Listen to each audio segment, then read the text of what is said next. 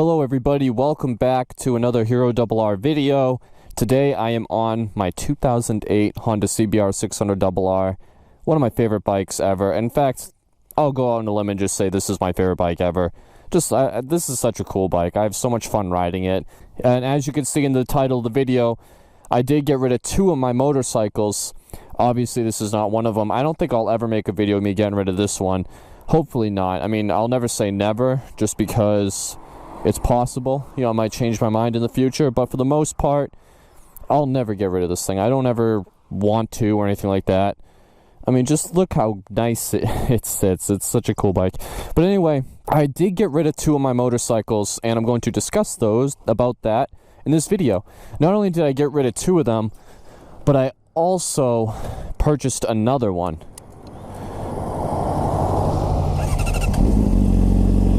So, roll the intro. I'm just kidding, I don't have an intro. This is gonna be interesting. There's like a divot in the road. Oh, I know from dirt bike riding. There we go. Alright. Have to take it easy, I got sand in my tire. So anyway, let's talk about the two bikes that I have sold. First off, I sold my 2006 KTM 450 Supermoto, and to explain this one a tiny bit, I'm not going to go crazy into detail why I got rid of it. To make a long story short, I didn't ride it enough. I had the bike for 2 years, I believe, maybe even 3, 2.5, something like that, and I put 800 miles on it, I believe. Like, that's not enough. It's not worth the insurance. I mean, I'm paying like, you know, a few $100 a year insurance and registration fees and sticker fees and all that stuff. It just made no sense. I mean, I have to at least ride a bike 1,000 miles a year to justify these fees that I keep paying. I'll admit right now that I loved that I had the experience of owning a Supermoto. It was fun. It was something I've always wanted to try, and I tried it, and I sold it. But I will say this, now that I've had the experience of owning a Sumo, I think if I had to do it all over again, I would have just not done the Supermoto. I would have just left. I would have still bought the KTM, but I would have left it in dirt trim, or maybe did like a set, like I would have left those same sized wheels and did like maybe different tires, maybe get another set of rims, maybe with like a more street tire, and then another set of rims with more like knobbies or whatever. But I still had fun with that bike, man. I tell you what, I missed it the second I sold it, but I don't regret selling it. It was a good decision to get rid of it, and I ended up not losing much money either. I actually got most of my money back, which is pretty hard to do on a bike that you've modified, especially when I spent, what was it, $1,600 on those wheels. I thought for sure I was going to lose at least that much, but I didn't. I actually got most of that money back, and I really only lost, like, overall in total, maybe for like $500–600, which that's not bad. Losing $600 to experience a Supermoto for 2 years, it was well worth the money, I would say. So the Sumo, it just, I still want another one now, but just if I had my way, I'd have like 80 bikes. But in order to experience different things and enjoy different motorcycles, I'm glad that I went ahead and let go of that bike, despite how cool it is and all that other stuff. It was a great bike, and by the way, KTMs are super reliable. At least mine was. My 2006, the RFS motor is one of the most reliable engines you can get for a Supermoto, for a KTM, I should say. Like, it's honestly, I would say it's even more reliable than the DRZ. But regardless, I'm not going to get there. I'm not going to go there with this video. Now let's talk about the second bike that I have sold, and that would have to be my CBR954 Fireblade. And I know what you guys are thinking. Yes, that is my $500 Fireblade project bike that so many of you guys have subscribed to the channel for. So many of you guys have enjoyed watching. I get it all the time. The people they're like, man, I love your videos, especially your Fireblade Revival series. I watched it twice, and it's because I've heard so much positive feedback that I went ahead and I bought another bike. But before we go there, let me just talk more about the 954. I don't want to just shuffle it along. I want to explain myself a little bit here. The 954 is honestly, I think it might even be a better bike to ride than my 600 right here. And And I'll say this, because it is actually more comfortable than my 600. It has more power, but it doesn't feel much heavier. It does feel a little heavier. The 600, I feel like the 600 is more of a weapon to hit the twisties, to hit the track. As long as it's not too high speed, it's more of a weapon for that. But the 954 is just such a good street bike. I was so damn surprised. Part of me wants to almost like get rid of the VFR and use the 954 instead as my commuter bike, because it's so perfect at being a commuter bike. If you are a sporty person who wants to, no, you know what? I'm not doing it. I'm not doing it. I'm going to end up selling all the 954s and there'll be none for sale. Here's the thing, guys. When I sold my 954 Fireblade, and I sold it, and you guys know why I sold it, because I made a video talking about it before. I had to make a decision if I wanted to keep it and finish it, or if I wanted to sell it and buy a different one. If I wanted to keep it and finish it, it was going to cost a lot more money. I'm talking at least $2,000 more, at least, probably more. But the reason why it would cost that much is because they needed a new swing arm. Because I wasn't going to be, like, I'd want it 100% OEM or very close to it. Yeah, I just had to part ways with it. I just said, forget it. I'm going to sell it. And when I sold it, right away, the first thing I did was I went on Marketplace and Craigslist and all those places, and I began looking for another. Which is wild, right? Like, why would I need another? Well, I did that because I wanted to get another one. Because I'm insane. I actually saw one for sale right after I sold mine, and I messaged the guy and everything, but he never read my message or something. He never hit me back up. If I still have the ad, I'll put it up.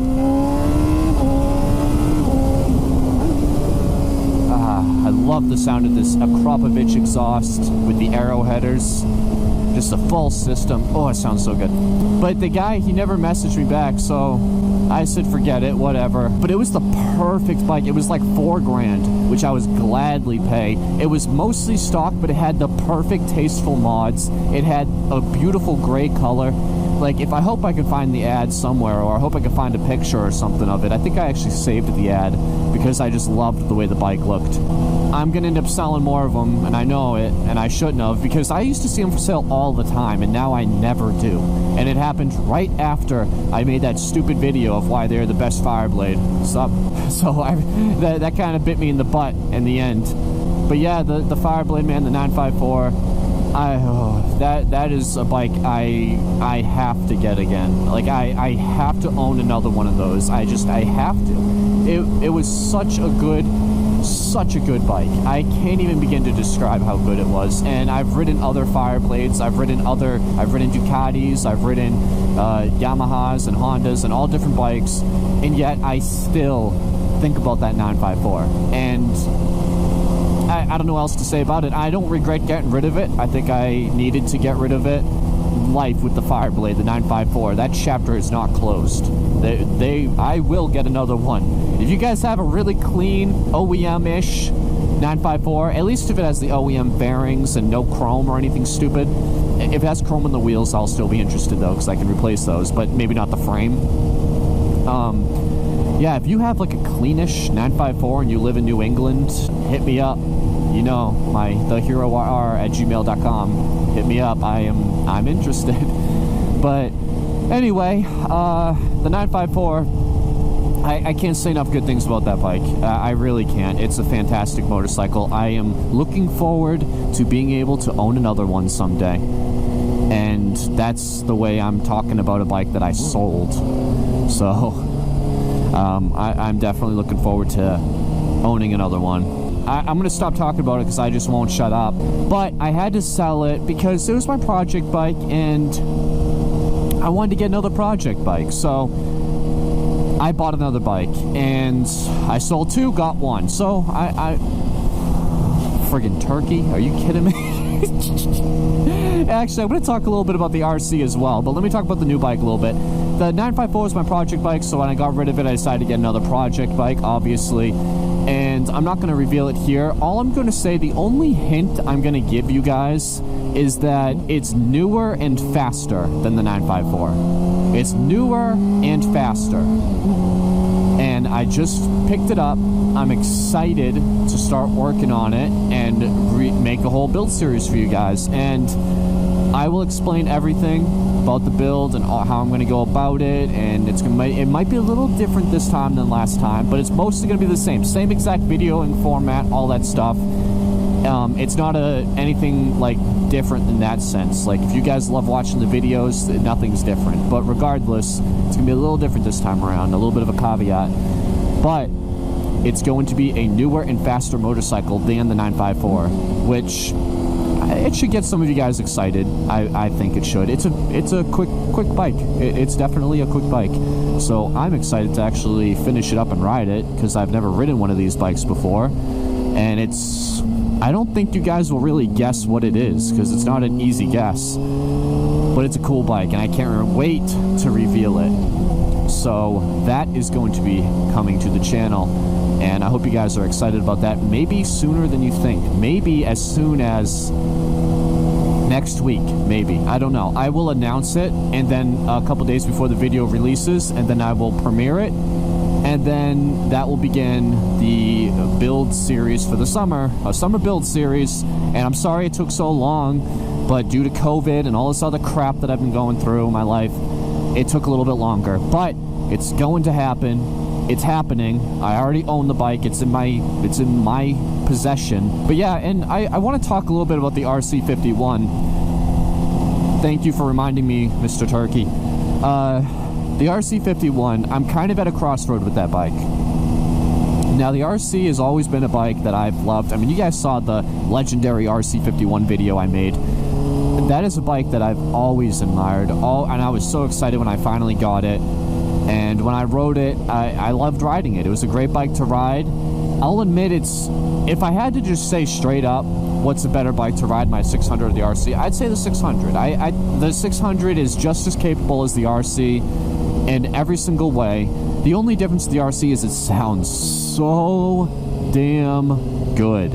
I love the way that RC sounds.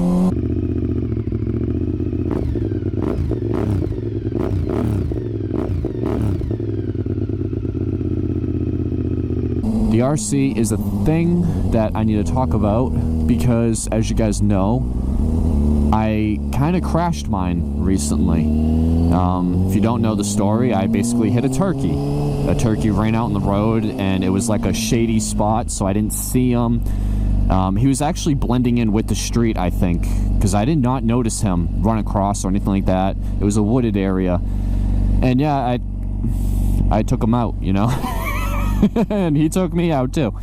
So that was the thing. But the problem was that my RC51, I wanted to fix it.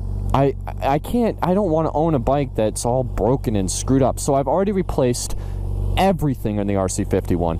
Obviously this is my 600, not the RC, but the RC, it had a break on the bar end. I fixed that. I got a new one. I had the mirror got all smashed up. I got a new mirror, new OEM mirror, got a new clutch cover, got a new bit pull swing arm spool. I mean, I've been replacing every little tiny thing. I bought all new bolts for the ones that got grounded down. And then there's the fairing situation, which now I'm starting to realize one of the negatives of owning an old bike like the RC51, especially the RC51, because they didn't make a ton of them, especially in 2006 in the black color scheme. There's not a ton of them roaming around in the streets. It is really difficult to find fairings for that bike, and they are not cheap. And I've been able to source a couple pieces, but I don't have them all yet, and I don't know what to do. If I can't make the bike mint, if I can't make it all OEM and make it look the way I had it before, basically, then I don't know if I want to keep it. And it sucks because I really like that bike. I don't want to get rid of it. I never had any plans or intentions of getting rid of that bike. But with things not being OEM, I don't know. I just don't know. And I looked at Chinese fairings, like, because now I'm like, not only that, but even if I do source out the fairings, now I'm afraid to ride the damn thing. Because if we have turkeys all over the place in Massachusetts. They reintroduced them in the 80s or 70s, something like that. And ever since they reintroduced them, I've just been running them over, apparently. But seriously, when I was a little kid, we never had turkeys. It wasn't until recently, I would say probably like 8-10 years ago, something like that, that they just started everywhere. One day I remember the first time I saw a turkey, I was like impressed. I'm like, wow, these things, they live here. There's a rabbit right there. That's the next thing too to come about rabbits. So I've reached out to a few companies seeing if they could do a set for review, and I'm not going to name any names, but these companies, most of them ignored me, and a couple of them straight up told me that they won't because it's compression molded, not injected molded or whatever. And because of that, the fit won't be that great, and they don't want a review out there of the fairings that they're not perfect and it's a good review. And they know that I'm not going to give them a good review if it's not perfect, and it's not going to be perfect because it's not injected molded or whatever the hell it is. So there's that. And yeah, I hope you all have a great, fantastic 4th of July weekend. Or I hope you had a fantastic 4th. I hope you guys have all a great summer. Thank you for watching. Take care, and bye-bye. For your little arrows out, let me live my life, the one I'd better lead. All the plans of fantasies and we looked at them 11 ways. You said, look at me.